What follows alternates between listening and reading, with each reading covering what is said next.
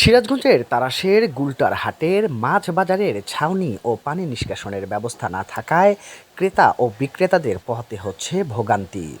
প্রচণ্ড তাপদাহে যেমন দ্রুত পচে যাচ্ছে মাছ, তেমন আবার বিক্রেতাদের মাছ নিয়ে বসে থাকতে হচ্ছে পলিথিনের নিচে। এ যেন মোড়ার ওপর খাড়ার ঘা।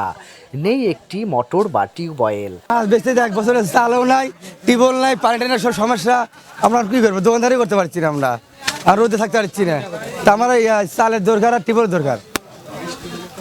বৃষ্টিতে বসতে পারি না আমরা, তার মাছলে বাঁচতে হলে ঘুরে পানি আনতেও হচ্ছে অনেক দূর থেকে। আরসালা নাই, পানি জাল লাইন নাই, তা বাদে বসার জায়গা কম।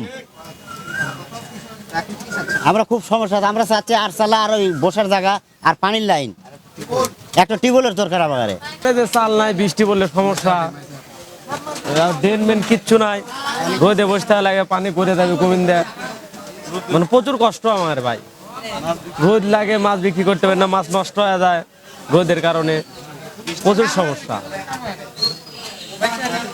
এদিকে আবার ক্রেতাদের এই তাপদাহে দরদামে কিনতে হচ্ছে হিমশিম। গ্রাম উপর সিলেট, আমরা মাছ কিনতেছি খুব কষ্ট কিনতেছি রোদের মধ্যে, উপরে কোনো ছাউনি নেই, রোদের মধ্যে গরম রোদ, মানে কাস্টমারের খুব অসহ্য। বৃষ্টি হলেও গা ভিজে যায়। বৃষ্টির মধ্যে তো আসলে সমস্যা হয়। এখানে যে দেখতেছেন প্রচণ্ড রোদ উঠছে, এখানে মনে করেন যে দাঁড়ানো মুশকিল। মাছের হাটে আসলে পরে আসলে দেখতেছেন তো অবস্থা কেমন, ঘামে একদম মানে শরীরের অবস্থা খারাপ হয়ে গেছে। তা বাদে বৃষ্টি বাদলের দিন আসছে, এখন বৃষ্টি আসলে পরে ধরেন এই মাছের দোকানিরা তো এখানে বসতে পারে না। হ্যাঁ, আর তাছাড়াও মনে করেন যে এখানে মানে এই অবস্থা, মানে পরিবেশটা তো আসলে খুবই খারাপ। বৃষ্টির দিনে চরম আকারে বৃষ্টি পড়ে, মাছের দোকানিরা মানে অনিরাপদ। এখন যেহেতু বজ্রপাতের সময়, এই চালামালা না থাকার কারণে পলিথিনের নিচে দোকানপাট করে। আসলে ওদেরও মনে করেন যে মানে জীবন মরণের ঝুঁকি আর কি নিয়ে দোকানদারি করে। আমাদেরও অনেক অসুবিধা আছে। ধরুন মাছের হাটে আসলাম, বৃষ্টি আসলো, দাঁড়াতে পারতেছি না। মাছ ধোয়া পানি বের হতে না পেরে পচে দুর্গন্ধ বের হচ্ছে। এতে দ্রুত মাছ পচে যাওয়ার কারণে গুনতে হচ্ছে ব্যবসায়ীদের লস। অপরদিকে গরুর হাটে ঢুকতে রাস্তা না থাকায় হালকা বৃষ্টি হলেই কাদার কারণে ক্রেতা বিক্রেতাদের ভোগান্তির যেন শেষ নেই। অথচ প্রতি বছর এই হাট ইজারা হয় প্রায় 20 থেকে 25 লক্ষ টাকা। আপনারা নিশ্চয় অবগত আছেন, আমি 1 বছর যাবৎ এই গুলটার ঐতিহ্যবাহী হাট ইজারা হিসেবে দায়িত্ব পালন করছি। দায়িত্ব পালনের সময় আমাদের যে গুলটা হাটের মাঝহাটি ছিল, ওই মাঝহাটির যে আটচালা, এই আটচালা ঝড়ে, কালবৈশাখী ঝড়ে পড়ে যায়। পড়ে যাওয়ার পরে একটা মাছ ব্যবসায়িক ওই আহত হওয়ার পরে আমি ইউনো বরাবর একটা দরখাস্ত দিয়েছিলাম।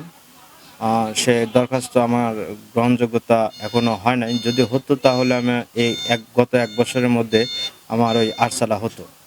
তো আপনারা নিশ্চয় অবগত আছেন, আমি আলহামদুলিল্লাহ আল্লাহর রহমতে এবারও আমি হাটের ইজারাদার। আজ 1 বৈশাখ, আজ থেকে আমার হাট শুরু।